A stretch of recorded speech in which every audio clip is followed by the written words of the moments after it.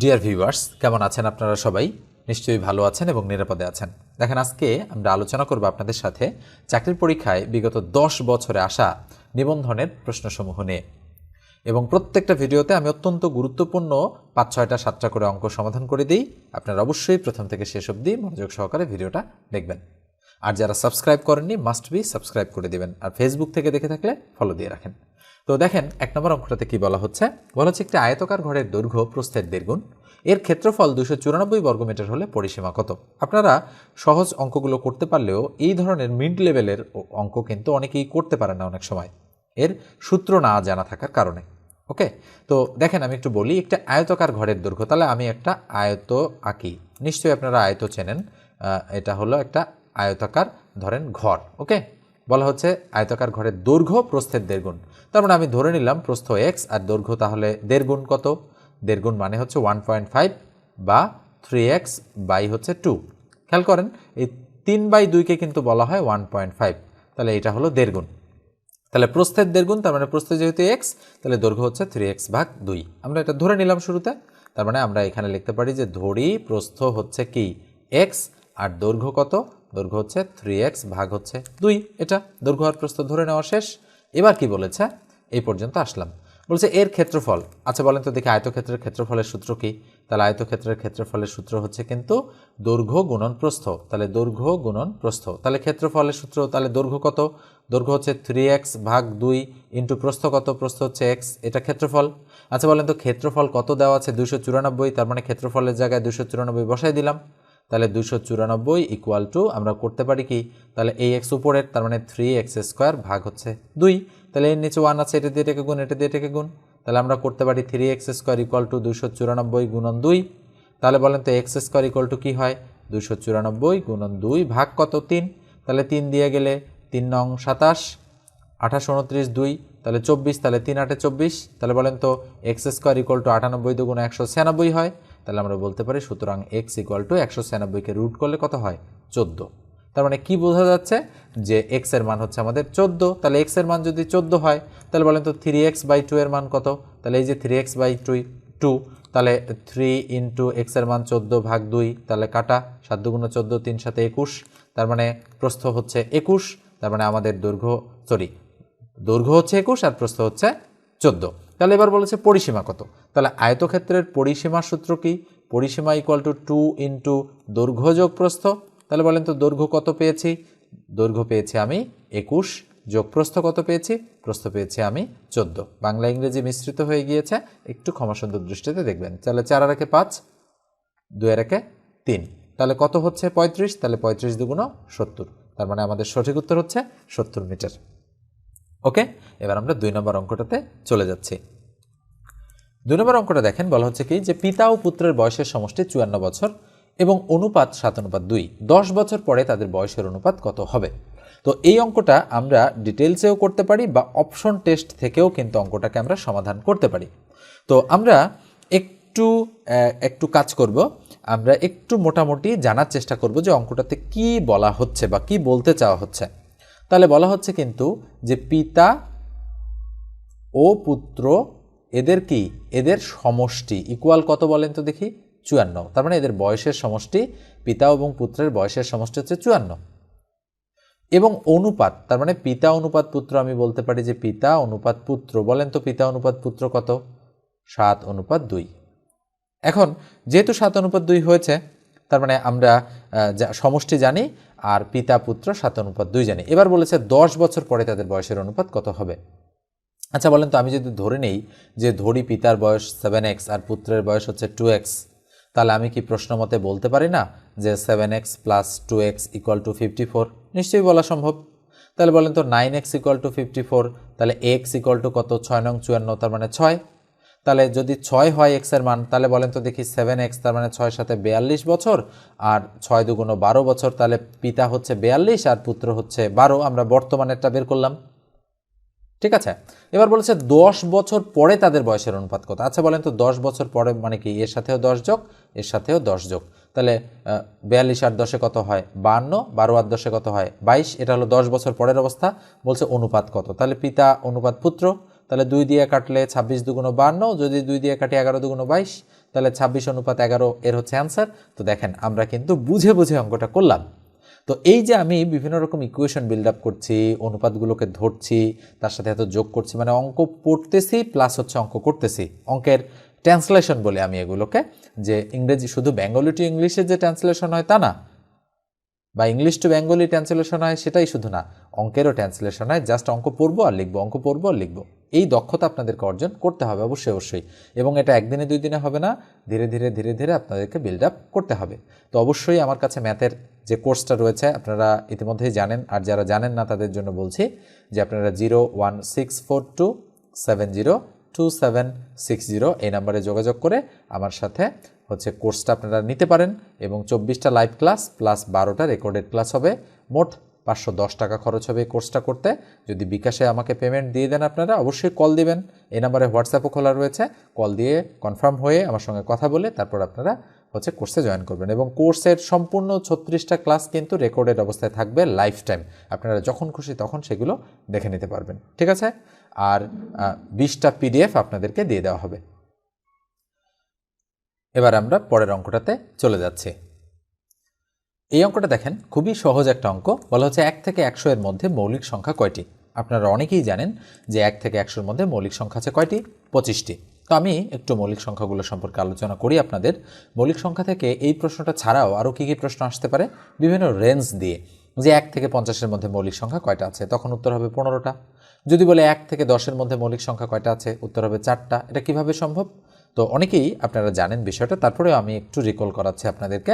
আপনারা মনে রাখবেন একটা সিরিজ, যে 4 4 মানে 44, 22, 32, 23, 21। এই যে একটা টেলিফোন নম্বরের মতো যে সংখ্যা আমি লিখলাম, যে 44, 22, 32, 23, 21, এটা হচ্ছে 1 থেকে 10 পর্যন্ত মৌলিক সংখ্যার সংখ্যা। এটা হচ্ছে 10 থেকে 20 পর্যন্ত, এটা হচ্ছে 20 থেকে 30 পর্যন্ত, একইভাবে এটা হচ্ছে 90 থেকে 100 পর্যন্ত। তাহলে বলেন তো দেখি, আমি যদি বলি 90 থেকে 100 পর্যন্ত মৌলিক সংখ্যা কয়টা আছে? একটা। এবার যদি বলি 20 থেকে 30 পর্যন্ত মৌলিক সংখ্যা কয়টা আছে? 2টা। তবে এই রেঞ্জটা দিয়ে আপনারা বেশ কিছু প্রশ্নের উত্তর করতে পারলে, যদি আপনাদের বলে যে 35 থেকে 76-এর মধ্যে মৌলিক সংখ্যা কয়টা আছে, তাহলে কিন্তু ঝামেলা হয়ে যায়।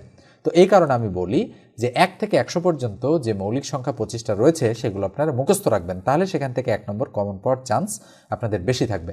তো আমি একটু বলি যে 2 3 5 7 11 13,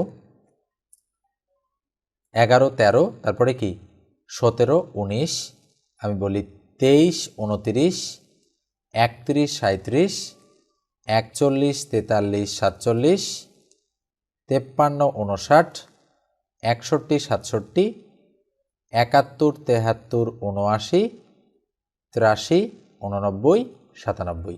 তাহলে খেয়াল করেন, 4টা 4টা, 2টা 2টা, 3টা 2টা, 2টা 3টা, 2টা 1টা, তার মানে 44 22 32 23 21। ওকে, এই হচ্ছে মোট মৌলিক সংখ্যা কয়টা? 1 থেকে 100 পর্যন্ত 25টা। এবং 1 থেকে 200 পর্যন্ত মৌলিক সংখ্যা আছে 46টা। তাহলে বলেন তো দেখি, 100 এর পর 200 পর্যন্ত, মানে 100 থেকে 200 পর্যন্ত কয়টা আছে? 21টা। বোঝা যাচ্ছে নিশ্চয়ই। 1 থেকে 1000 পর্যন্ত মৌলিক সংখ্যা কয়টা আছে? 168টা। যাই হোক, এতগুলো তো আর আসবে না। তো আমরা 1 থেকে 100 পর্যন্ত মুখস্থ রাখবো, এবং পারলে 1 থেকে 200 পর্যন্ত আমরা একটু মনে রাখার চেষ্টা করব। তো আমার সাথে সাথে আপনারা বলতে পারেন 2 3 5 7 11 13 17 19 23 29 31 37 41 43 47 53 59 61 67 71 73 79 83 89 97। এভাবে যদি 8-10 বার বলেন তাহলে এমনিতেই মুখস্থ হয়ে যাবে। তখন আপনারা মৌলিক সংখ্যা থেকে প্রশ্ন আসলে করতে পারবেন। এখন এমনও প্রশ্ন আসছে যে নিচের কোনটি মৌলিক সংখ্যা? 47 সংখ্যাটা মৌলিক সংখ্যা, এটা অনেক বেশি আসছে বিভিন্ন পরীক্ষায়। ওকে, আবার 59 সংখ্যাটা মৌলিক সংখ্যা, সেটাও অনেক বেশিবার আসছে। এবার 89 সংখ্যাটা মৌলিক, এটাও অনেক বেশিবার আসছে। এই সংখ্যাগুলো মৌলিক কিনা 4টা দিয়ে যাচাই করতে বলে। তো এই ধরনের প্রশ্নগুলো আপনারা এটা শিখলে পেরে যাবেন। এবার আমরা 4 নম্বর অঙ্কটাতে চলে যাচ্ছি। 4 নম্বর অঙ্কটা দেখেন কি বলা হচ্ছে, x + y = x² + y² = 4 হলে x³ + y³ এর মান কত? এটা 13তম শিক্ষক নিবন্ধন পরীক্ষা স্কুল সমপর্যায়ের একটা অঙ্ক। তো স্কুল 2তে যেটা এসেছে, তাহলে আমরা কি করব? আমরা লিখব, এই অঙ্কগুলোতে আমরা লিখে দেওয়া আছে। কি দেওয়া আছে বলেন তো দেখি? x + y = 2 দেওয়া আছে, এবং x² + y² = 4 দেওয়া আছে। তাহলে মান কিসের বের করতে হবে? মান বের করতে হবে x³ + y³ এটার মান। তাহলে আমরা এটার সরাসরি সূত্র বসাতে পারি, আমরা সূত্র বসাই দিলাম বা অনুসিদ্ধান্ত আমরা বসাতে পারি। তাহলে এক্স প্লাস ওয়াই তার উপর কিউব মাইনাস 3xy ইন্টু হচ্ছে এক্স প্লাস ওয়াই। ওকে, আমরা এইভাবে এটা বসালাম। তাহলে আমরা দেখতে পাচ্ছি এখানে এক্স প্লাস ওয়াইয়ের মান 2 দেওয়া আছে, তাহলে 2 এর উপর আমি কিউব দিয়ে দিলাম মাইনাস 3 ইন্টু এই এক্স ওয়াইয়ের মান আমার কিন্তু জানা নেই, আর ইন্টু এক্স প্লাস ওয়াইয়ের মান তো আমাদের 2 আছেই, তাই না? এই যে 2, এই 2 তো আছেই। তাহলে এক্স, এই যে এক্স ওয়াইয়ের যে মান, এই এক্স ওয়াইয়ের মান বের করার জন্য আমাদের এটা কিন্তু ক্লু আকারে দেওয়া রয়েছে। তাহলে আমরা করতে পারি কি, আমরা লিখব যে এরকম করে x square plus y square equal to x plus y whole square minus হচ্ছে 2xy। এটা আমরা অনুসিদ্ধান্ত আকারে লিখলাম এটাকে। তাহলে এক্স স্কোয়ার প্লাস ওয়াই স্কোয়ারের মান হচ্ছে 4 ইকুয়াল এক্স প্লাস ওয়াই, তার মানে এক্স প্লাস ওয়াই তার উপর হোল স্কোয়ার মাইনাস 2xy, এটা রাখলাম। তাহলে 4 ইকুয়াল টু এখানেও হয় 4 মাইনাস 2xy।